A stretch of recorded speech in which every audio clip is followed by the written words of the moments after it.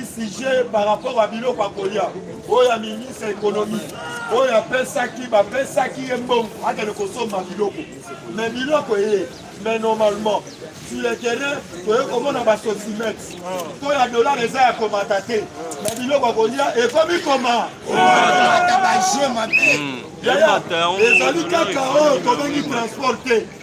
Les amis cacao, tu vas makambo mosusu oyo bato oyo bazali kosepenge nango te ezali bino nde bakadre ya UDPS ozali na tuka kosala descente sur le terrain mpona kolandela masolana mpona kosoutenir oyo tobengi chef de l'état mais bino bozosala yango te bozotelema boselakise tozali mwana malamu awa biso makambo mwana malamu ezali UDPS viva combattant de lutte tala azosenga ministre économie soki azali stratégie parlement sans formal ezali na stratégie akopesa ozopesa stratégie ministre économie salelango bokola lelo lokola baopérateur économique oyo kabila tika bakosala na vision parce que là tozoloba sosimex basangani oyo tobengi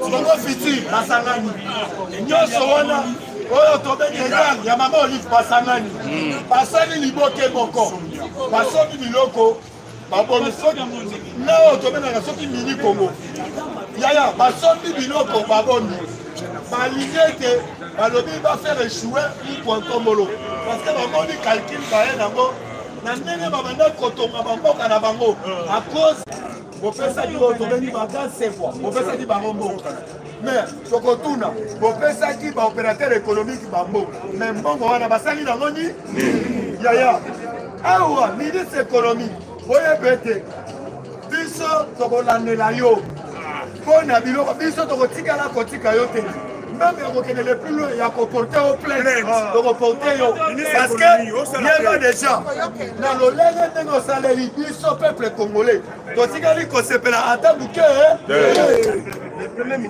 yaya nazosignale peuple congolais tozala oyo tobengi ozake tokoyebisa ye boye na calcul oyo parlement sans formal oyo basali tozwi tofabrike oyo tobengi opérateur économique ya biso topesi ye bazwi mbongo bapesi ye mpe acréé oyo tobengi babranche na ye o ne fiske ya kosala face à face na banguna oyo ne fiske biloko ya kolia eye basali basto bakomi komatisa biloko sur le terrain parce que bukwatobola luka moyen peuple congolais akende koyina ye yaya toali na droit ya kosoutenir chef de l'état azali komundana mpo na biso peuple congolais yaya yango tokoyebisa meme papa ya biso Sama Lokondo tolingi ete okita sur le terrain oluka moyen osisa mpe bagrese eleki mingi na nzoto tomonaki yo mokolo ya ferie ozotambola na bachateau do nyonso mais ozoloba toujours na maloba olobi ete Kinshasa nazolandela misala oyo ya 100 tour mais lei nazoyebisa na moma oyo Jantini Ngobila azokombola na butu mais soki okei na likolo ya saut de mouton oyo ezali na Pascal oyo tobengi na bitabe ya tekono okokuta kaka matiti okokuta meme bamasako ekomi kobosa likolo ya saut de mouton daya tolobo bie toloba te na se ya saut de mouton ya bitabe libulu ekomi kocumba monene awa yaya boyebi bien ava tosala banzela wana boyebi bien bato ebele bilobaloba balobaki na nzela ebele batambolaki makolo au cas où tozosouhaite te ou bien soit des moutons difficiles ou bien ekwei population wana bakoloba nini bakoloba biloko ezali ya baéchantillon lokola ya bachinois oyo bien ya bakongolais bongo moko basalaki yango tokoyebisa papa Sama Lokonde tolingi mpe basanction ezala devant baministre oyo bazosala te boye te combattant de lutte awa nazoyebisa yo tozosenga na papa na biso Kasongo soki atelemi te quartier 3 guerre civile ezokota yaya nazoyebisa yo papa Kasongo soki atelemi te quartier 3 guerre civile ezokoma tozopesa mise en garde na bato nyonso ya lamuka oyo bazokanga bato oyo balati polo ya Félix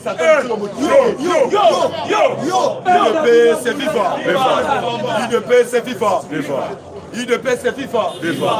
Awa yeba yete chaque parti politique ezalaka na message oyo epesaka bamilita na bango po ete bakanga bayeba moyen ya kosala oyo tobengi plan de fer na terrain.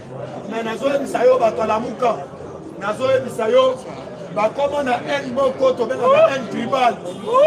Yaya ekomi moto akiti na moto complicité non sociale oyo ezali na quartier 3 oyo tobenga précisément côté ya solidaire.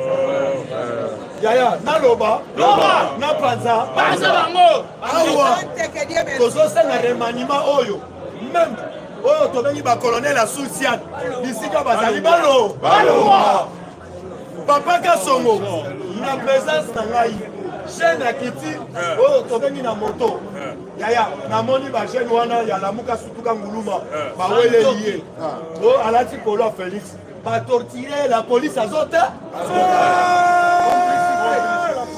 bango bazoloba wana bazoloba boye zone wana ezali zone oyo tobengi ya Fayulu. Mais tout le monde na quartier toi azolinga Fayulu te bana wana bazali babandi mabele ezalaka yale yango wana président merci UDPS FIFA toloba te nazosunga président na ngai boyokaki jour moko na lobi il faut pas créer les biso quand oyo moko il faut ezala côté ya Tchangu quand c'est des aka ya bamilitaire wana eza baparachutiste bato ya mokonzi. Mais quand oyo tobengi lokola kana biso oyo ezalaka lufungula po babavire nyonso tu wana ekosalama te. Comment tozozwaka bamor oyo aza tribu ya chef de l'état alataki polo ya chef de l'état oyo aza moto ya UDPS baza kotuma ye mais basolution eza komonana te. yango wana tosengi na mokonzi ya mboka bakreele biso ka na oyo tobengi Tchangu. Yaya na quartier wana na quartier 3 les seuls bajeunes wana bazali manipulé na quelques bato moko. Yaya tolobaka te Fayulu sur le terrain soki azalaki politicien alingi azala soutenir même la communauté internationale. Mais ndenge arate pa wana azali konsenye oyo tobengi bamilitant na ye système oyo tobengaka ya révolution ya koatake entre comme bazolisa oyo baza bamilisi de lobi ezalaki affrontement bandeko ya jeune wana ntango bayoki baye kosangana ezalaki ka oyo tobengi ya bandeko bauti na ngambo affrontement ekoma tu wana na ndenge ya kosangana te. bamama oyo bazali oyo tobengi des environnements bakomi kopedre même na biloko na bango. Yaya nga na kosenga na colonel bienvenu na kosenga na mal à l'aise bino bozali complice ya quartier 3 na koyebisa bienvenu bisika ozali biso peuple congolais tosengi odémissionné parce que yo ozopermettre même oyo tobengi na quartier 3 mobulu wana esalemaka UDPS FIFA faciba yango torapele papa Kasongo soki azwi conscience te biso bacombattant biso tolingaka moto touché oyo tobengi bacombattant te toza le sel bato oyo tobandaki kolite mpo na régime oyo ya Kabila. biso tobandaki kobundisa oyo tobengi Hippolyte Kasembele Kanda tobandaki kobundisa individu te. Mais ndenge bango baza na système ya kotake biso na biso bacongolais yeba déjà soki biso tose prendre en charge yeba biso tokoatake bango mabe place wana na quartier 3 ekozala kitakita UDPS FIFA na korapele bachef coutumier ya oyo tobengi ya bandu mama Mananwina Kyumba akendaki na bandu mpona korapele bino ete boyamba projet oyo tobengi ya 145 territoire boyamba ngo na lomema nyonso. Mais nakomi kolanda ba déclaration ya ba chef coutumier oyo mama nana yaki awakipe biso te apartage biso mbongo te alali biso libanda papa tokoyebisa bino bolongola système ya kala oyo Kabila mesanisa bino na mbote ya makasi yango omoni bino chef coutumier ya bandundu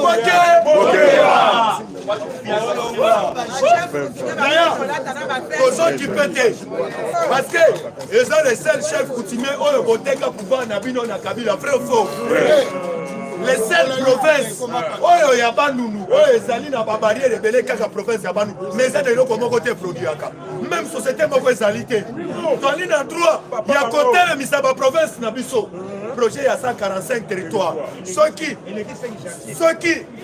batongi même na bokato batongi même na oyo tobengi na pont na kwango batongi oyo tobengi na kwim na kenge yaya baprovince wana ekodevelope te même na masimanimba même na bolungu yaya nayebi bien ezali na baministre quelconque oyo boye kobatama na union sacré bozokosa ete bozali na mokonzi ya mboka yaya nakokebisa kinke mulumba parce que présence ya mama mananwina bokomprendre ete azali le seul ministre ya UDPS yango bozokombattre se na se bisika ya kiti bino boye bocendi ya bona ba oyo tobengi na bachef coutumier balakisa image ya mabe ya Félix Antoine Tshilombo Tshisekedi tolobaki ete bandundu ezaka ya bino moko te biso tozali baoriginaire ya bandundu oyo te combattant de pere de mere Fachiba combattant d'élite nakoyebisa yo ete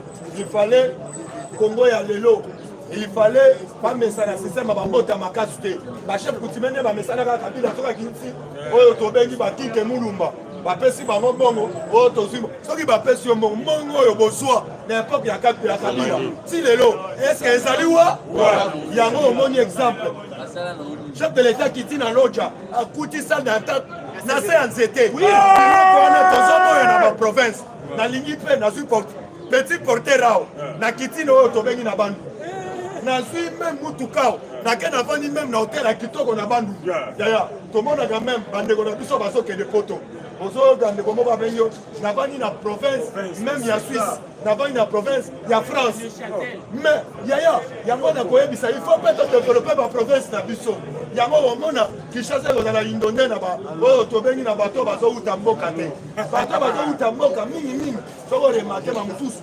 azoyeba ete mboka oyo ekufa kala te na biso tokoyebisa bango ete bayeba ete mboka oyo ekufa banaka UDPS FIFA combattant d'élite tokosignale oyo tobengi dossier ya Hippolyte Kasemere Kanambo bakongole tofongola miso justice ya mboka na biso toyebi ete ntango dossier bakendaka bazofrene yango mbongo etambolaka vrai faux biso bakongole toyebani clairement soki omoni magistrat azokokende na lantere ya dossier azozela bapromete eloko ya kitoko oyo tobengaka biloko wana nde tolingi te lobi peuple congolais azalaki na besoin Kabila aya korépondre na justice tolandi un individu oyo etikala kosalema te alobi tokoki kobengisa ya mitali tokoki kobengisa Kabila te tokoyebisa yo magistrat Kabila ntango yo ozoloba ete ozali na capacité te selon yo analyse na yo ozokwetala yango mpe na monde mobima toyebi biso bisika ozali tika mosala tika mosala otikala koprete serment mpona kokotelaka baindividu te boye te komaka serment oyo osalaka mpona kosauve oyo tobengi nation mobima me ndenge oyo okotela Kabila akozi ya kaniaka tolobi tika mosala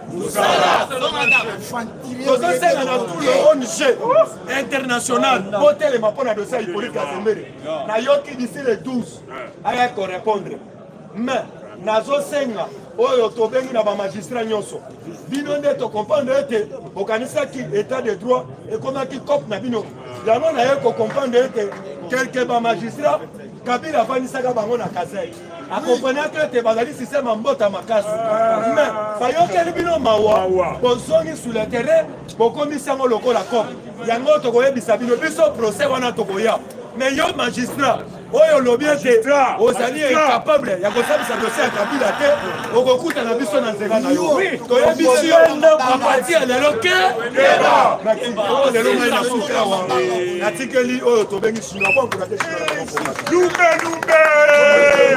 lumbe oyo koya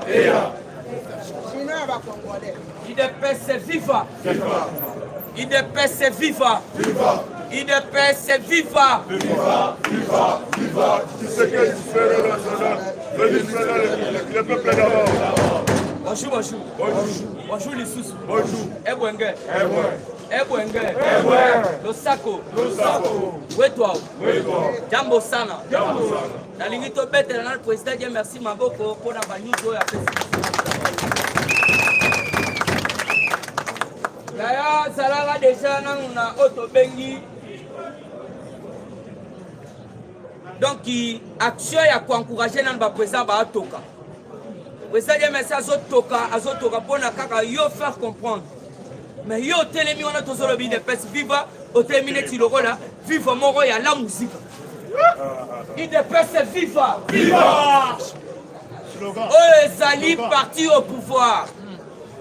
Même batonyo surtout au mona la muka surtout kanguluma. Ngonge koki baka mingi te bakoki matula musi yaza. Donc ayez vos apaisements. Makambo yo libisone za ngote.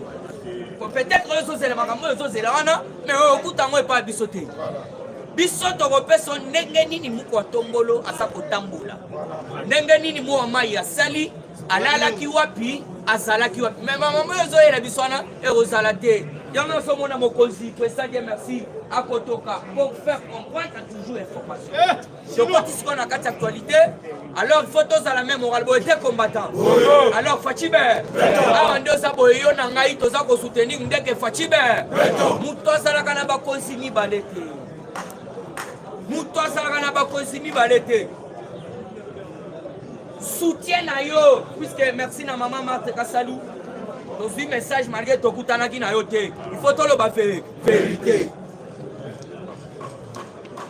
Tokutanaki na été tous une message pas pasteur Guili, président Gilles, tout ça est consort. Balobi que non, totika Fati Betonte, to sunga toujours, to soutenir mou kwantombolo, mou mai Fati Beton. Puisque bitumbele ki munene. Il faut à la mouton recevoir puisque un prophète à l'égal qui a un jour moko passé na biso Angola. Alobi bitumboyo, soko tikeli Fati tobola la. Mais Moïse yemo tomboli boye Moïse alembaki. Mais moi, bana Israël, babanda oya, ba soutenir.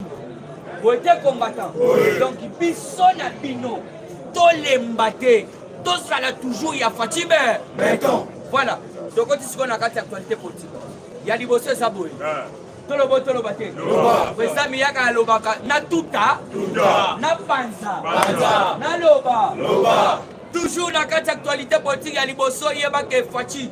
Libanda nakati toujours ben moi maïbe mu kontombo dube subabi lumbu be ya musu si fo boye ba yango yo chitu tantu bo bakalenga olobi nakati abrasa nasa ko expliquer bino yo kité chitu tantu bo bakalenga c'est la venir donc il place nanda kuna bango na place ya uta bango bazalaka toujours bako betana na maboko pona maboko. Information à mon chef de l'État est devenu le président de CAC. Communauté économique des États de l'Afrique centrale. Il est devenu le président. Et là, c'est Pélissingaï. Mokonzamboka Lobi, mandat nanga ezali nazwa africain surtout akoma autonome.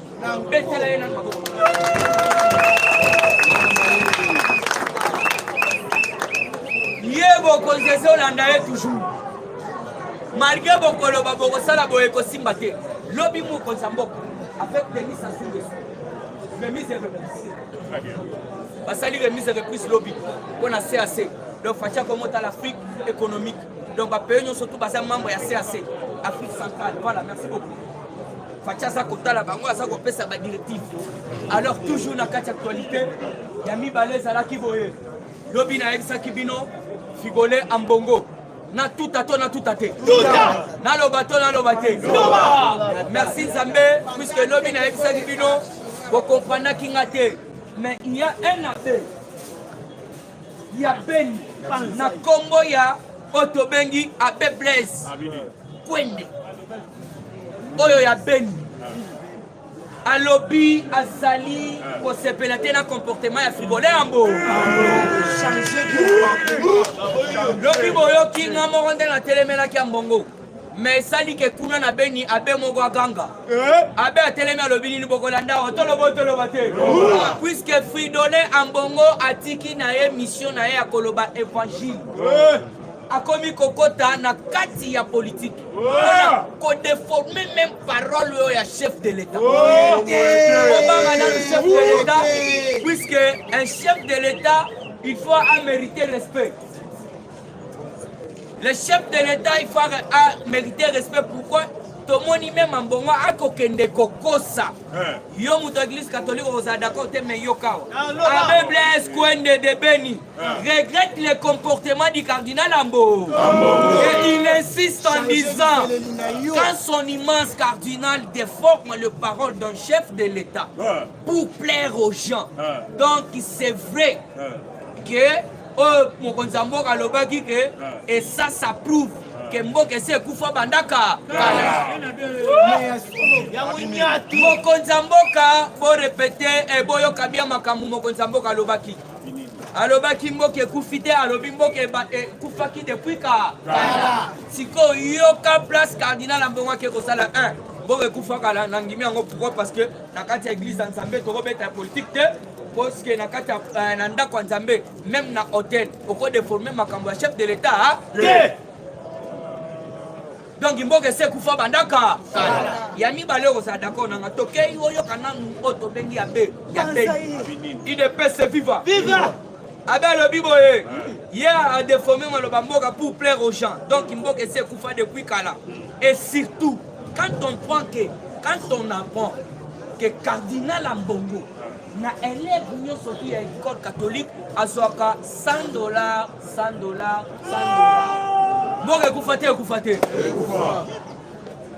mais oui oyo azali abe Blaise Kwende ya Beni alobi Ambongo azwaka $100 à chaque élève na kopa pétrole na kati ya église catholique sio tozotuna mboka ekufa te ya tozongisa sawa zoiso za mutu ya église catholique ya mboka ekufa te tozokontinue boyoka IDPS viva surtout quand on prend que $100 sur le frais de chaque élève à Kinshasa. Donc il faut que depuis avec ces comportements, il n'y a pas moyen que donc le pays avance. Abe alobi na comportement ye azwaka $100 na élève na kati ya Kinshasa. Mboka ko avancer te. Donc mokonzi mboka ça na raison et t'aider. Muto ya koloba makambo ya chef de l'état ou soit ako critiquer makambo wana, il faut bazala bato ya parti politique. Bato ya FCC bato à la Mouka, bato nyonso tout qui que c'est bato à MLC, voilà. O bakolo bake pourquoi mon kozalobi boy. Mais cardinal Ambongo, yo quelle est la keko sala yo muta église catholique. Yo moko kokima tout la musi yasa. C'est lo yo kelo Ambongo a salaki. Il est fait viva. Donc mboka essaie kufakala avec ses comportements, il n'y a pas moyen que le pays avance. Et dure le contraire du message aux fidèles de l'église. Devant l'hôtel des saints. Hein? Balobi boy, abe lobi koloba le contraire ya message à chef de l'État. Et puis on lobé la wapi na hôtel des saints. Donc place comment là le lieu sacré. On ko sakati. Oui. Et puis IDPS viva. Hier il faut les kakuna asenga bolimbisi na ba fidèle église catholique. Puisque Ambongo a kosi de 1 mboka ekufi yo ozwaka mbongo à chaque élève mbongo ekufi et de 2 sali une grosse erreur ya kokende ko déformer makambo muto alobi te wapi mais na hôtel place ya auto na cher yo kabalobi boye et dire le contraire du message aux fidèles de l'église et devant l'autel des saints. C'est une faute grave. Il doit s'excuser devant le fidèle pour cette faute. Pour cette faute de communication. Car on ne sert pas Dieu dans le mensonge. La Bible nous dit Jésus-Christ est le chemin de la vie et de la vérité. C'est le diable est le père du mensonge. 8, 44. c'est FIFA.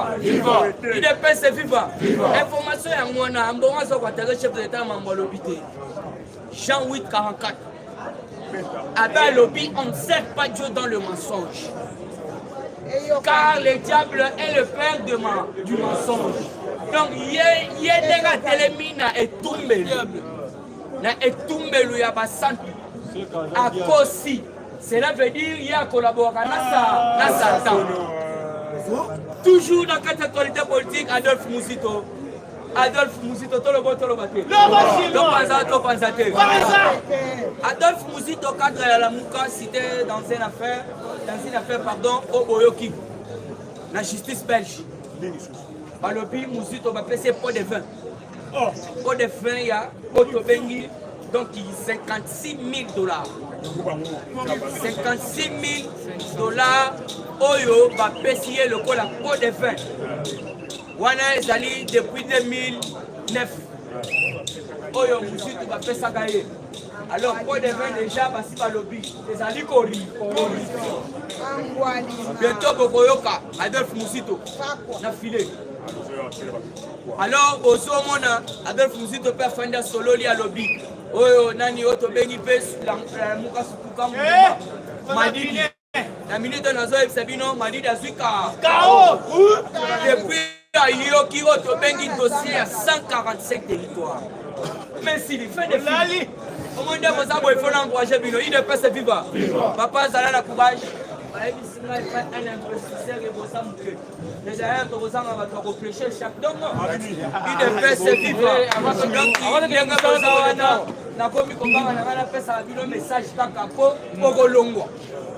Moyen boya ka opose un message so bana oluka batu ya koluka. Yango le toyebisi na Augustin Kabuya. Ndenga sawana. Bato bazo ya sika. Lokola Willy Bakonga to lobo to lobate. Willy Bakonga lobby déclaration à lobby na longwe politika. Oh! Il la union sacrée. Donc il va dire alors ça le courage. C'est l'espoir qui fait vivre. Mayebi singa ba papa bazali muke bayaya. Bakokozo monana bazali muke misala donc bokolemba na se rappeler na fachi beton yemoko alebisa kibiso les jours de son campagne alobini alobaki bokokende kosenga même d'être libanda bo se rappeler bokokende kosenga même d'être libanda puisque misala koleka ebele ce qu'on a dossier à 55 territoires balobi donc ndebote le marana bozamuke. Alors pendant que Kochite, on est à la Gigaga, Otobengi, Kadiosha. On s'en a courage, puisque la minute, parce que déjà tu peux bouger pas mon coton bollandais. Ah, yo, c'est là où yo donc tu peux bouger en désordre. EPST, la prime de la gratuité du mois de décembre 2021. Déjà disponible comme promis par le ministre Mwakazadi Tony. Cela veut dire quoi? On a Ali enseignant. Yebisaya Kende déjà prime na bango est disponible. Kakandenge alobaki donc la prime na bango, la prime est bimi déjà. La prime déjà bimi. Il y a notre petit Tony Mwaba.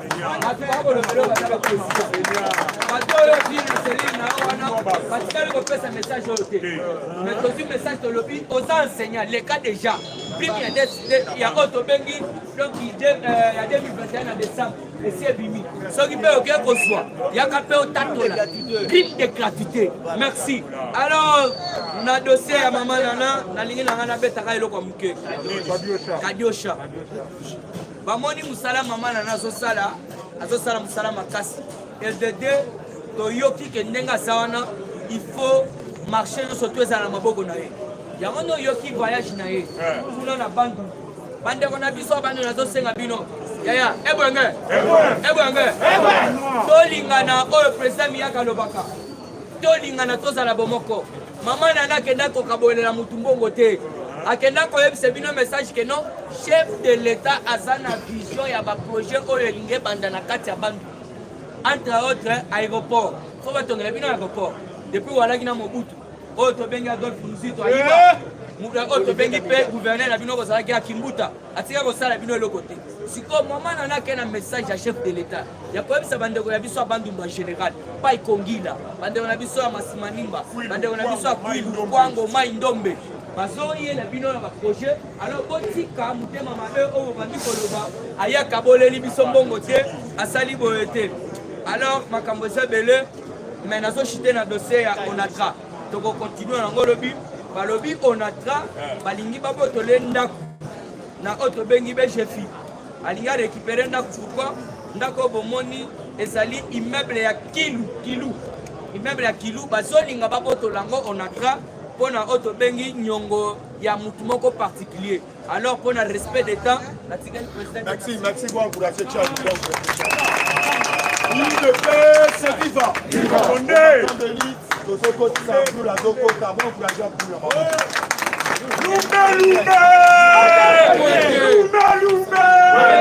Le parlementaire debout. Le parlementaire debout. Le parlementaire debout. Fatine-toi. Ok, fatine-toi. Allez, fatine-toi. Merci. IDPS viva. IDPS viva. IDPS viva. Viva. Tshisekedi super-héros national. Félix, président de la République, les peuples d'abord. Les parlementaires debout. Les parlementaires debout. Les parlementaires debout. Rien que l'IDPS. Bonjour à tous. IDPS viva. Nazana posa binonyo soboza la pembe, il faut tout ça analyse. Moya makasi. IDPS viva. Oyo nazoloba eza esprit ya muki shekote lingai. IDPS viva. Kozala kabati sekedi te toza bakabundi te. IDPS viva. Mais il faut siko toza la manipuler te. IDPS viva. Apete Tshisekedi wa mulumba alobaka ke. Les parlementaires debout au bozomona. Bakozala ba politicien kolekana ba politicien bango moko. IDPS viva. Yango onenge bozalaka il faut libérer na bino mona. Nazokongola affaire ya Jean-Marc Kabund, IDPS viva. Toza ba combattant ya IDPS. Mokonzi azama moko. Fachi Beton akoma chef de l'État. Batoyo quelques combattants on a évité sur la robenga bango banane. Eza na ba o bazolo bake, eza grâce ya Jean-Marc Kabund nde Félix Tshisekedi akomi combattant. Eza le IDPS viva. Eza base ya IDPS nem talobaki qui a retiré signal. IDPS mais il faut pas boyer bayango. Ata biso basi ya IDPS to le chef de l'État retiré signature. Alingaka comme toujours président de la République. Parce que comment ma bongo. IDPS vivra. Et comment ma bongo. Aux âmes tiennent la valeur n'attend pas le nombre d'armes. IDPS vivra. Jean-Marc Kabund a aidaki. Ba combattant IDPS ba aidaki. Mais oyo nzamba komaki yango ne kokisa. IDPS vivra. Sikoyo kozwana musikoyo. Affaire ezalaki entre la garde républicaine et le chef de l'État dans la police. IDPS viva. Une affaire qui est au niveau du parti politique. Il faut que le côté IDPS viva. Il faut que les Zawa. Nous avons 12 députés provinciaux à IDPS. Incapables de communiquer. Ils sont 4 sénateurs. IDPS vivant. Mais moi, je suis capable de coller devant les écrans. Parce que le peuple congolais peut être naïf, mais il va battre. IDPS vivant. Pour l'équipe devant l'écran, il y a 12 députés provinciaux à IDPS. Pour le but qu'il y a Tozi, il y a démission à Jean-Marc Kabund. Est-ce qu'il y a démission à compte Twitter? Est-ce qu'il y a démission à verbalement? Si comme Roté a Bissoni, député. La ville-province de Kinshasa, ils ont gouverné. Nous avons la salité partout. Mobilisation, c'est de l'autre côté. Mais les 12 députés provinciaux de l'IDPS, incapables de Yakokwa Isangobi. Makasi Kaka Yakoluka Kokwa Isajama Kabund. Il faut voir Bakaba les Awa. Bon à Tokwa Isatitanique, il y a FCC. Et c'est là qui peut infiltrer Bango. IDPS viva. Si quand Bango pour n'a pas bloqué la vision chef de l'État, pour n'a pas coupé sa action chef de l'État, et c'est Ngeli Baya na kati ya Ignosa. Tant que somo na batapé PRD, il y a Moïse Katumbi Baya na Ignosa, que c'est que Bazana Mimi. Moïse Katumbi a le baki de Nika Dima, et Zalini Rouge, Soki Kaka comme président Seni.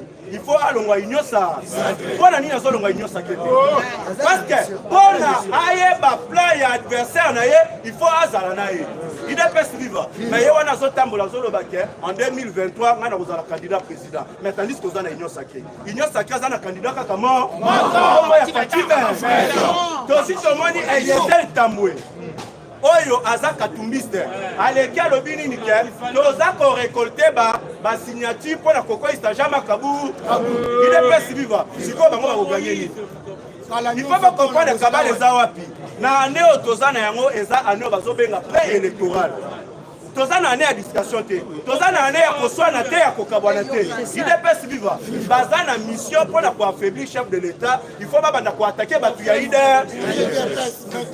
parfois esengaka tobunda mpo toyeba parfois esengaka toswana mpo toyeba lokola Jean Makabundi na babavire oyo azwa sali idps viva faci beto azweli ye maye c'est ça eza te ke fo tobimisa ye na porte eza te tobimisa na porte parce que bato bazwi batelemi mpo na Jean Makabundi akende eza bato ya PPRD bakatumbiste y compris na bato ya lamuka bakoganye nini il faut boyeba siko mission na bango eza nini parce que ville province de Kinshasa eza gouverne te ngobila azosala mosala moko te mais boza incapable ya kokweyisa ngobila idps viva bino 12 députés provinciaux ya idps boza corrompu même na bapita kazali je le dis que boza corrompu idps viva ndenge nini bobimisela biso basénateur te incapable ya kobimisa 4 sénateurs mais incapable ya koluka kokweyisa Jean Makabu mais boza ya kati ya idps eza famille les linges sales c'est la famille ceux qui m'abaissent dans la famille to kobomisa o kaka na famille sikoyo biro ya IDPS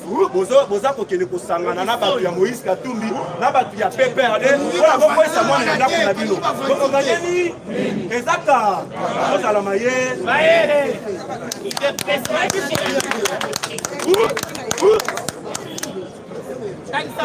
tosi tokomi IDPS viva Ambongo ne mérite pas d'être appelé cardinal. Parce que Ambongo a la kisi biso banda comme cardinal. Aya ko sala pour nani, aya ko teya, ko prêcher maloba ya Nzambe te mais aya ne ko sala politique. Comment se fait-il que yo musali ya Nzambe devant bandimi, au lieu de prêcher bango bolingo, mais aux autres qui ne kokota na affaire politique. Il est fait vivant. Tu es dit normalement, ouais ben ami politique parce que à cause politique. Parce que politique est un monde moins en alukuta. Mais bané, ambongo comment kokosa nde. Est-ce que yo koki koleka devant la chair? Je suis destiné à propos ya chef de l'État à l'obi que moka ekufaka. IDPS vivant. Mais Tokoloba, yo le dit que à l'omoni peuple congolais ni espoir. Mais Tokoloba, quand on le dit que mboka ekufaka là, à pesi peuple ni espoir le dit que toye pona toyi bate, mais toye pona kotongambo, on les espoir te. Est-ce que l'oko bongo yoko ke nango na église catholique ba ne déformer? Naba beba komi ko attaquer. Ouais so la kisake ambongo ne mérite pas être cardinal. IDPS vivant. Droit de faire Ezeu Salemaki na paroisse Saint-Dominique, IDPS vivant. Na pouvoir oyo ezalaka kuna. Sikoyo ambongo azokenda ke lokota na couvent. Ake kokuta bachaka de. Muninga na yesango ake na Congo.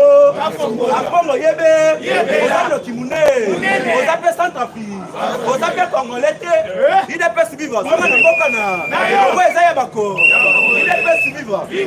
Toza koloba na diabolisation na kombo ya mama Nana Manwani. Mama Nana Manwani na azotambola. Pona kosala o babengi cohésion nationale na unité nationale. Bande kona biso ya bandu. Bada funje tu bauta kuna bobo bimisa batebele kuna basala na Joseph Kabila. Basala binoni même na mort ya pamba basala binote. IDPS vivant. Comment se fait-il que bokoki kozala ba ignorant na point oyo? Projet ya 145 territoires. Ouais ça développement ya mboka na biso. Mama Nana Manwani na kena bandu. Pona ko prêcher bolingo. To soutenir chef de l'État pour le projet oyo esi. Mais kolomana e azwa yawa ba chef coutumier bazu ba telemi puisque na mikolo na biso to mona ba chef coutumier na ba veste. Ba chef coutumier ba koma koyemba ba nzembo. IDPS vivant. Ba chef coutumier ba koma kolia ba misuli. IDPS vivant. O ba jara ba chef coutumier ni. Bino bazu ba kei pona développement ya bandundu etelema. Batongela bino makambo ebele mais boza ko sengo mama Nana akeye tikeli biso mboko te. Bon abomengo na bino, bon esengo na bino, faut pas foutre bino. Est-ce que tu vois des chefs de l'État boy? IDPS vivant. tolobi bato nyonso baza na kabali ya mabe na nsima ya mama nana bake tokolinga projet oyo ya 145 territoire mama nana azala na gilwa comité de suivi botombola loboko lobanga base. Le président de la République azomata se koma ye wana basalaki remise et reprise na Sassou Nguesso IDPS Viva akomi président ya CAC IDPS Viva bobetela facture de toma osam biene la valeur n'attend pas le nombre de bilembo yango na minute alongwaki na baza aza déjà IDPS Viva tozi tokiti na association moko na France IDPS Viva bazwi batelemi bazobenga horizon 2023 faci ou rien IDPS Viva balobi bango nyonso na nsima ya faci be tosengi bango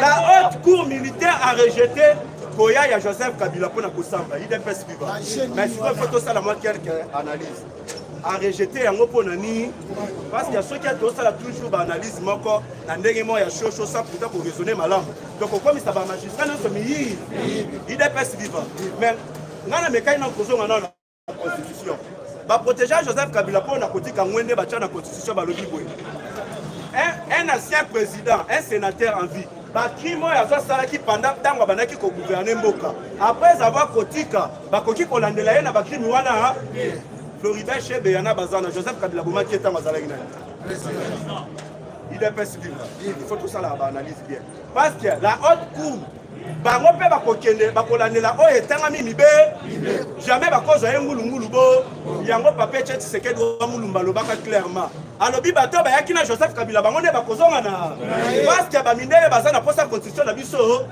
IDPS Viva tozalama ye faci be otombola loboko boganga ba tozi tokomi na Adolphe Muzi ntango nazomona il y a des Congolais oyo baza kosaligné na nsima Adolphe Muzi bazokangwisanga IDPS Viva Adolphe Muzi azalaka ministre na série ya Joseph Kabila asala nini na bandu asala nini na mboka o IDPS Viva apart koyi na affaire ya 300 mais et puis yene mta favorisaki bato ya baentreprise ya leta ya Kabila bayiba na degré de loi oyo asignaki alobaki contrôle esalema te boyiba ndenge boli sikoyo Adolphe Muzi tunani leson nini opesa biso lelo tozi toapprendre na Belgique bazwi batangi Adolphe Muzi moi azalaki corrompu IDPS Viva mpo na mine na biso na 2009 IDPS Viva bapesaki avance ya mbongo valeur ya 560 000 $.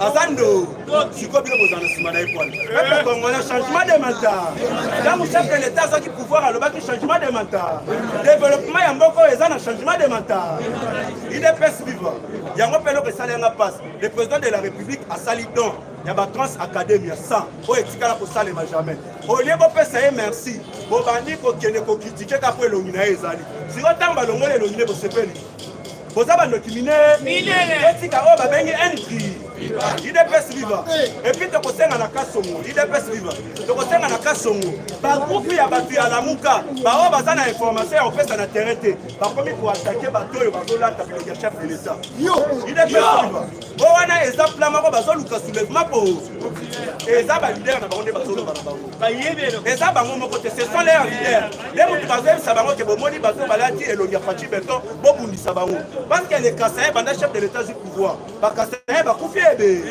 totika enki oke baboza bandoki tokomi epai ya Jules alingi ete fimbu yake azosala mosala kito esika mayele ya mokonzi eva IDPS Viva Jules alingi ete a établi le pillage des ressources le pillage des ressources dans la ville province de Kinshasa la société africaine appartenait à Hassan autre refoulaki na mboka na ye bazo devoir hôtel de ville 23 millions de $.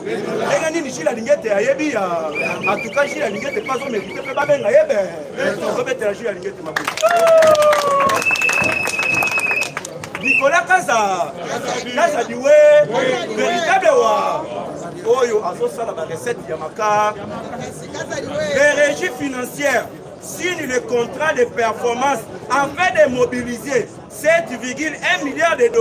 Pour l'exercice 2020. Nicolas Kassima. Merci beaucoup.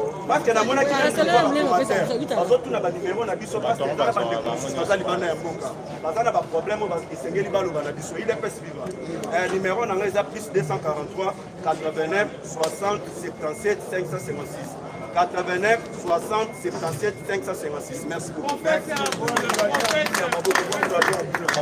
IDPS vivant. IDPS vivant. Tozokotisa oyo tobengaka prof azokota bwangu na prof na maboko. IDPS vivant. Tombola loboko gangaba. Tombola lisusu gangaba. Combattant, vous allez intimider. Oyezo les cas sur le terrain, bandongolomi soto vandi même na bango, même na bamapango. Et to yebisi bango otia na se. Oyezo les cas, abengango cuisine interne. Parce que même na banda ko na bino pe, vous avez des problèmes. Mais l'IDPS a l'obité que ba problème wana est allié. A l'obi bongoté.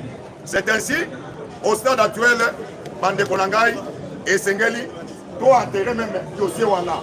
Parce qu'au sein de la population, Azos la UDPCT, na Fati Béton, Dengue, Tokola Kisabango, pour le Chilumbu, ceux qui sont en conflit na Kaboun. Dans Jupiter, en conflit ceux qui sont na Kaboun. Non, la population attend de nous les 16 axes. Il y a projet de société.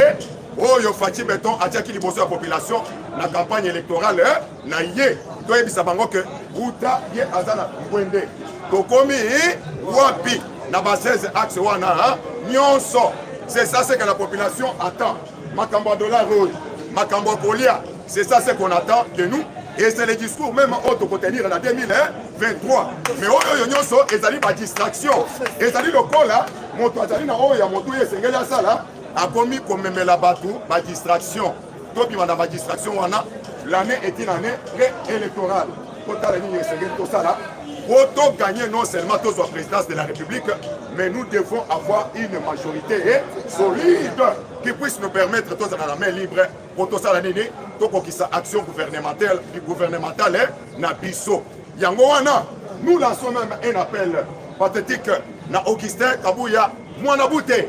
Même cette histoire, il y a comment on a un collectif, il y a un combattant, collectif Makayab, collectif Matembele, Oueza Songolo, Oueza Pakala. Le chef de l'État ne peut pas au même moment lancer l'union sacrée et Nakat Yanda Kunayemoko, Bissomoko tous à la diviser. Donc une maison divisée contre elle-même, elle est vouée à la disparition. L'État est arrivé où nous devons nous mettre ensemble. Ma divergence, c'est la biso, tout se mettre ensemble, même les combattants. Collectif Ezonga Kaka, Moko, comme ça, Bissognon se regarder dans la même direction, afin que tout ça l'année, donc gagner. Parce que adversaire les lots, adversaire à par terre, Fayoulou les lots, même tout ma compagnon sont tous autant. Baja faisait l'eau comme Moko, Yango no moni par le fait que ya kozanga ndima oyo kyo ba monaki moto ala titriko ya IDPS to elongi ya mboso to elongi ya ngopila o batakaki mutu wana soko moni mutu akomi ko utiliser ba voix wana c'est ka azangi ndima azangi donc discours ya kotenir mais o biso to sala ka c'est le combat d'idée yo pesi de na yo gana pesi yanga to sali nini to sali échange UDPS viva merci doit passer toujours d'actualité. Bande Kolanga pour la cohésion que Félix Tshisekedi Wamulumba donc na cohésion sabino que Bande Kolanga moi na mobali wana muto akosa yote biso tomoni Félix contrairement na bao bazomi benga ba opposant lelo atikal batikal ko yambaye ata na chef du quartier quelque part mais Félix beaucoup c'est là que mon aki abona misu bazo yambaye na batapi rouge na ba chef d'état ya Afrique même tena libanda kuna wana et la kisa kibiso déjà que motoyo azali envoie ça nini akoma mokonzi UDPS viva le lo moto akosa yote ce qui est écrit Zambende akomaki yango bongo yango wana de akomaki que le lo mwana mboka Fati Béton azokamba mboka biso le lo to sala nini to sungaye parce que ndeko moko lenjirwa akutaki kobimisa téléphone awa tolandi biloko ya kolia biso tolobi basombaki jusqu'à 50 cartons et na information wana babiloko soyo basombaki jusqu'à 5 conteneurs ozoyoka déjà degré basombi ndenge wana bakende kobomba afin que ceux qui bateki va recourir na wana va matisaka toujours à prix. Ce qui est réellement aux allées pyramide renversé au stade actuel autokomi bandekolangai doit se limiter quand on a discours mais nous devons nous mouiller les maillots. Ils sont plutôt impliqués na kati ya masolo afin que tout ça nini toi aider mon kozamboka dengue maman Martin Kassalou a outaki kosenga yango na ba véritable combattant bandeko na biso akutanaki na bango po sino te batoyo to mata to kita bazali déjà na makila ya mabe makila na bango ezali déjà corrompu même likambo tolobeli ya ba policier awa que policier abotoli JR bunduki par là nyongo tamayele et de comprendre que c'est ça ce que Kabila nous a laissé. Kabila yaki a côté soldat azo ko enfiler tenue na ye atimisi batimisi tenue soldat comme kolata une tenue déblayée moi les ali déjà façon ya ko ridiculiser armée ko kitisa armée azui discipline ya ba soldat ça nini a BBC donc moni le lo un soldat il est censé azana mutu moko respectueux aux hommes azali ko se conduire. C'est là maintenant où nous demandons Namoko Tombolo Maïwa Kanyinda. Yoso promettant qui déjà réforme. Ça la réforme wana Nalombango. Malobaka les plus tôt, c'est le mien. Ça la yango de telle sorte que Ozo c'est là qu'on est là qu'on a placé na yango. Mboka etango la pesa hein. Alima, de passer vivant. De passer vivant. Je ne saurais pas monopoliser la parole parce que Mikolo na Bikolo et c'est toujours Tokutana. Comme on réclame les numéros, mon numéro c'est plus 243 82 29 42 923. Plus 243 82 29 942 923. Ok, je dis et je vous remercie. Merci. Ah, on te compte pour Mouzoulou, moi la copie. Voilà, pour petit pour Mouzoulou, à son compte, moi pour la chef pour Mouzoulou, à ma boue. IDP Sififa Tube Omusulume omoni lelo politique bango lelo oyo bango basokoka su politique te nano basala te bango nde baza bango basokoka su politique te politique bango bakomi nango eza politique moko ya tribalisme na politique ya haine oyo bango bamartin fali bakomi nango na ministre ya lelo oyo bino bozoloba lelo oyo bino kabila okokanga ye te nayebisa yo omoni likambo tali justice bamemaka ngo mbangombango te eza boye te likambo ya justice yebaka ke kabila bakokanga ye mpe likambo alobi lekaki bayebisi kabila boye epe bayebisi bavoka kabila bayebisi non tokende après 15 jours nde soko bocomprendre eloko nini tokokosala na kati ya justice mais bele bazocomprendre te eloko ya likambo ya justice oko memengo mbongo meme ata bavoka meme ata bashishi bango bakokwaya anderson yango comprendre likambo ata bapesi 15 jours yana rapele bino likambo ya kamere omoni ezalaki 1 mois baye kosamba 2 mois baye kosamba meme likambo awuli bakonga likambo ya justice bakenda yango mbangombangu te mpo ozala raison na yo ofanda na makambo malembe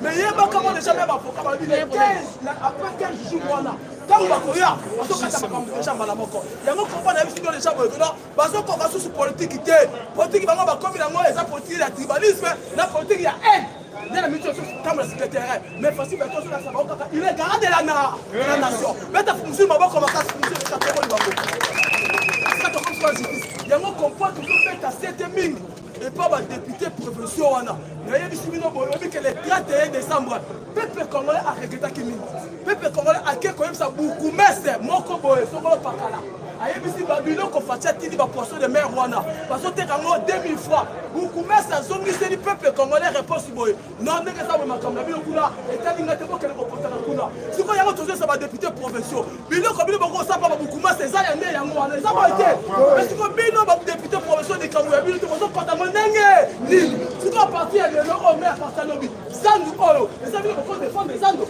eza boye te badepute provinciaux mosala bino nde yango wana mais bino bakoma kokota na haine na tribalisme na makambo eza misina epe na corruption makambo eza idps etali bino wa ata bozali badepute na biso ya idps mais fo kotala marche même bezokende sina 2023 yango comprendre bakonza mboka ayebi deja mutu nyonso tu ndenge azotravaille mpona pouvoir einosate oyo yango tozoyesa mokonza mboka biso toza prêt na remaniement eza bote basi manifeste na remaniement eza solo manifeste basi pour manifeste basi bakonza mboka lokola remaniement na biso oyo le 5 février tolingi moto nyonso la contre de Francis Béton. Allô, allô, moi. Vous tenez ça contre le pouvoir haut. Mais parce que tout le monde déjà a montré que nous contre que nous défendre pouvoir il y a un monde qui consomme quand on dit élection. Pas de façon comprendre que non pas de battre. Pas de façon comprendre que nous comment consomme quand on dit en 2023 élection ça. Et ça là. Donc il faut que ça dit bon. Parce que nous connaissons sous institution surtout au Kabila ticket là battu papa. Il y a pas de choses que en 2023. Il y a pas de façon que pouvoir la mission en 2023. Battu nous surtout au bassin à Sima la mission même battu surtout au bassin à 4 Kabila au Kabila sona. Tu repères la bande. Pouvoir tu connais que tire la balle en boca la boca. Ça va être. Il faut comprendre les noms comment on va sortir en 2023. D'ailleurs, parce qu'il m'a envoyé. Il y a un mérité en 2023, il faut que nous montrions la restitution de l'histoire. Il y a un comprendre, avant-hier, nous comptons avant-hier même ministre de l'économie, avant-hier même ministre social, et avant-hier premier ministre Sam. Nous comptons qu'il y a un système d'habitude, les peuples d'abord. Mais le système, il vient au Kabila, pendant 7 mois, 8 mois, tout le monde, le système, les peuples d'abord. Quand nous comptons qu'il y a 6 copies sur ma bus, alors nous comptons sur ma bus, il y a mis un corps diplomate. Ambassadeur, il y a Belgique, laquelle ça va Mboka, la dossier Kabila, oh, qui va Kabila faire à la laisse, moi si maintenant je suis dans minute, oh, comment ça dit sur Belgique était Canada, on va dans Congo, mais là, oh, comment ça sur Belgique, ça sur Belgique, comment le reste, il y a d'accord, après c'est pas dans le 6 kilos qu'on a tout là, donc on va attendre à 6% à la dossier, et puis accueillir, à Bengi premier ministre, à Bengi ministre social, et puis ministre économique, n'est pas si bataille, on dit qu'on vient d'avoir un bataille, non, bataille, il y a système wana kuna bon bato wana bazokoba mpe bazokontinue yango tozomettre yango faible na février oyo nakozomona ke no esika tozokende na remaniement oyo papa nazobeta sete place wana okocomprendre esiko no bato bazosimba epe bato bazobloke bapolisi ya makota mboka yango moni Fati Beton aza susu na confiance ya motu te na kati ya ministère oyo parce que bato nyonso atiaki bango confiance eza kaka na quelques ministres tokotanga bango seve tozoleka eza mama Nana ministre ya finance. Mais au monde, il y a Tony Mwaba, et ça, il y a quelques ministres, on va travailler sur la vision chef de l'État. Et on comprend même que il y a le ministère de la Finance, Nicolas Kazadi, à 7 projets. Et puis 7 projets, on a 4 projets, il y a madame, et puis il y a Bidjan Boka, et puis même dans 4 banques, Kuna Centrale, et ça, il y a une augmentation sur la 4 Mbongo. Oh, Nicolas Kazadi a raconté la 4 ministères. Donc on va mettre ça à bon côté.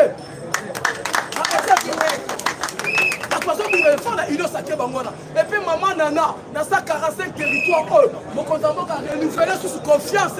Donc on peut savoir 145 territoires, mais ça a quelques personnes dans sa 45 territoires. Bon, quand il y a 145 territoires, on y va monter. Bokoyi bangote, bokoyi ngopete. Ça 45 territoires, moi mon compte a bimisi. Et que ça la musala ande.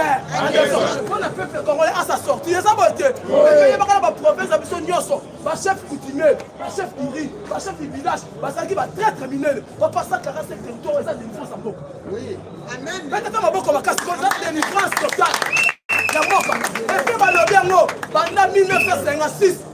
Qui papa nous sommes à Cuba mandé febele le baso sa déclaration dans sa 45 jours abi na le salamaté pendant 1956 banda ba belge ba tuba que tel ba professeur bango et puis ba mo support mais fatia yé idée pe projet na souci à cause de la carte mboka na ye pour la province abi misi bongo 460 000 pour la cause de la province mais c'est ça n'a pas tout à ma belle mais noir dans ma belle pour la des tours moi on a vu ça on a pour la faire une que ba ko na ba fosi ma belle ya maman ni ba côté na maman Nana ata na vision la constater ça ba tout pour la province que de malade madame ya mo to di moto nyo surtout ata na sima mais noir ya ça 45 territoires na vision à côté tu comme nous on est on tira photo que les gens ba to comme ça kata mboka la vision la mo so comprendre que tout ça la kimia que ba te sauf imprévu au compte mboka ndenge to yoki il paraîtait que le 15 le 16 un message n'a pas ça rappelle ya moi et les saka les 15 et les 16 autres vite message ni o mo konta moka koloba pona likameta li remaniement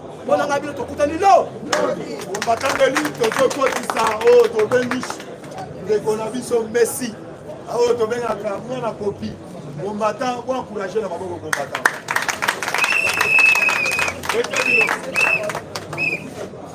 IDPS viva viva IDPS viva viva bonjour à tous bonjour.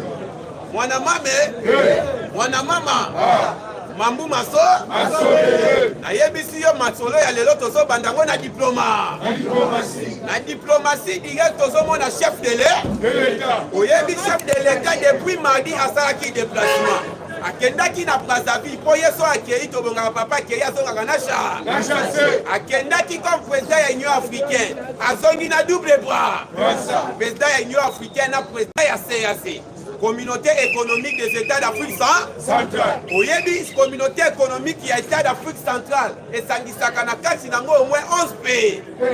Fati siko ko diriger 11 pays wana. D'ailleurs première réunion na ye akosala ngo na mois de juillet. Oyo tous les 10 présidents bagoya il est fait vivre. Alors, comment ça n'a-t-il avant président akende na Brazzaville? Président azalaki na communication. Na prince héritier ya Émirats Arabes Unis de personnes vivant. Prince héritier ya Émirats Arabes Unis. Prince Sheikh Mohammed bin Zayed Al Nahyan. Il de personnes vivant. Basolo qui va t'embêter ya coopération. Parce que comme on a banda président outi na tourner na ya Grand Kassai. Kozonga zongi soko landi loko fatia zo sala kaka eza ko piloter projet ya 145 territoire. Il de personnes vivant. Lobby muta piloter ki ngwe zaki sa malukonde po ya zaida Brazza. Na Brazzaville. Projet wana boni fati tango zaki na Italie alobaki bien. Déplacement nanga tout na sali libanda. Résultat nango boromona mona 2020. Yango ko solo la na ye na prince ya Émirats Arabes Unis Sheikh Mohammed bin Zayed.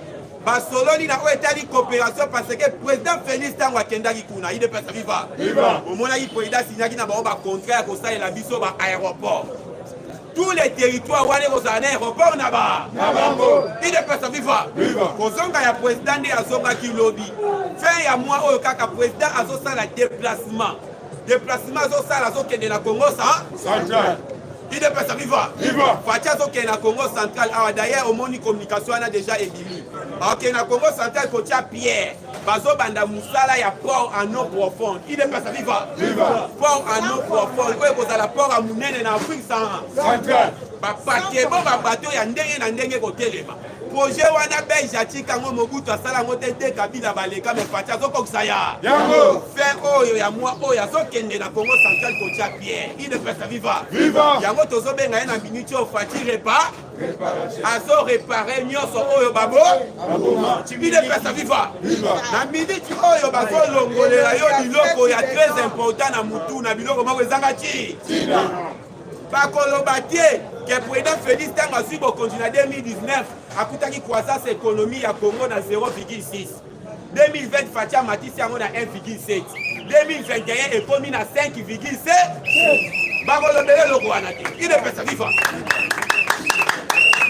Il est pas ça viva.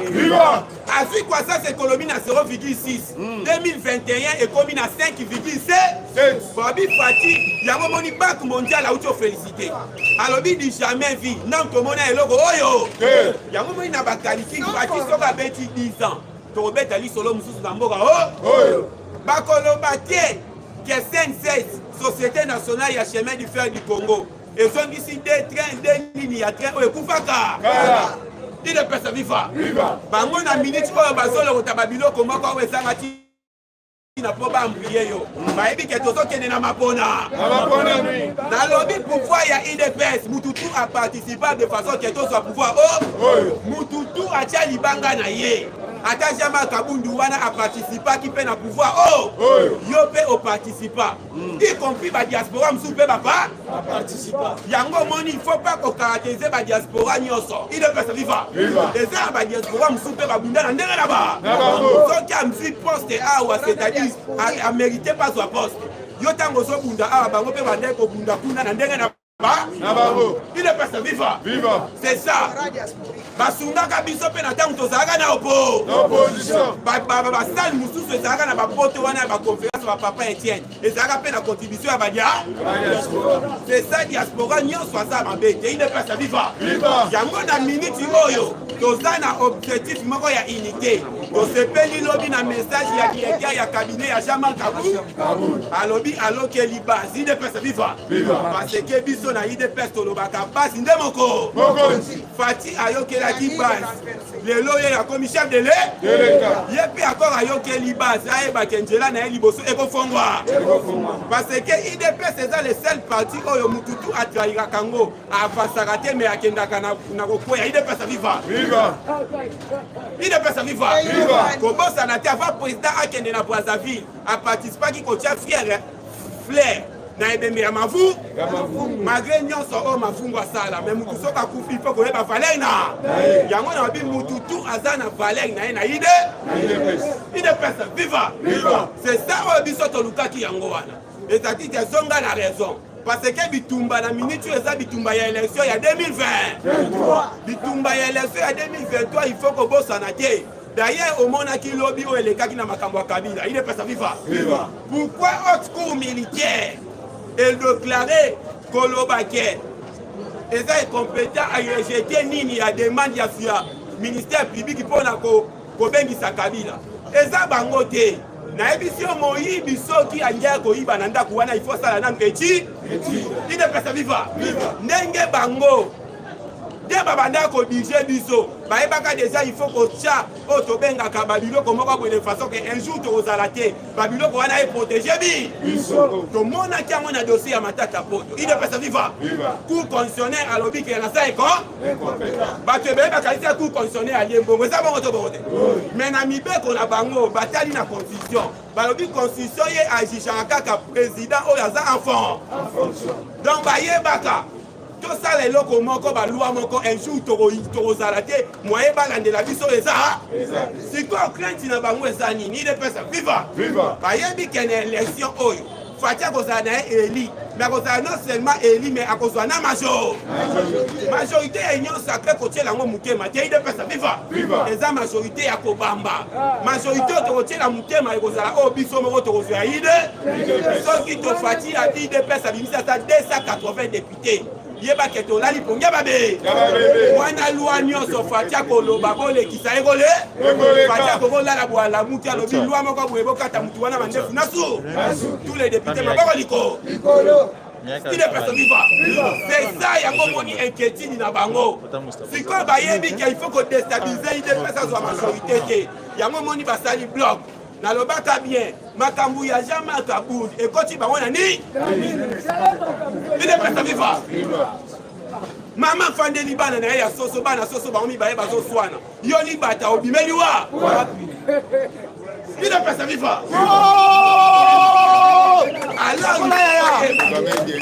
bimeli wapi alors il faut yeba IDPS eza parti démocratie tozalaka na bitumba na biso na ka mais bitumba na biso wana eki koloba te ezo affaiblir biso au contraire epesaka biso makasi yango tobaki toza na pouvoir toza mpe na opposition ntango mina kuna sakata balingaki basala putuputu na lwa moko wana tobimaka to tobimaka te IDPS viva tobimaka tolongoli lwa wana nsima tozongi oyebi pourkui batiaka lwa wana na miniti wana ezalaka miniti oyo kiare ezalaka entre biso na ezalaka ka ya boye na ka ya boye babi aseke bazala kokabwana tolekisa lwa oyo mais bakamwaka mokolo ya lwa bato bayokanaka te basanga biso tu tosimbani tokaboli mai ya opri tokei tobeti bango nsima tozo c'est ça nayebisi yo IDPS viva kombata ifosa na banyanso na miniti oyo oyebaki Teresa Mobulu IDPS viva Teresa Mobulu malgré cour militaire aboyi Kabila a comparaître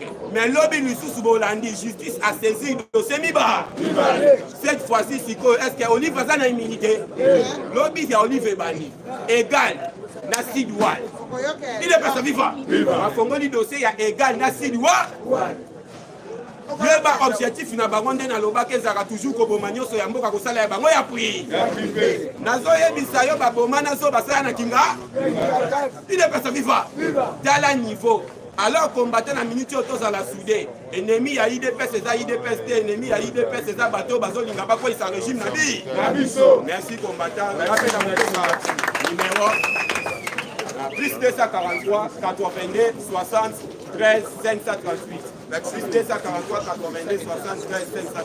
Merci Chino, bazo senga numéro na yo. Voilà, merci beaucoup balandi na biso nyonso tout. Donc awa numéro na ngai ali plus 243 089 40 36 878 89 40 36 878. Voilà numéro du président chinois qui a WhatsApp donc il va plus Vous êtes toujours en direct, tu as stop pause il y a 2 minutes. Vous êtes toujours en direct, tu as pause il y a 2 minutes. 21 82 300. Merci. Maman Mouika, Maman Mouika. Comment ça s'appelle Maman Mouika, numéro à WhatsApp.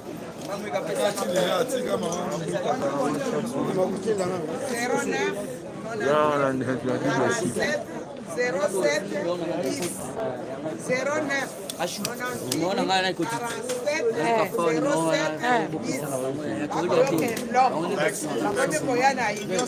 Merci, bye bye. Congo, mon héritage. Merci.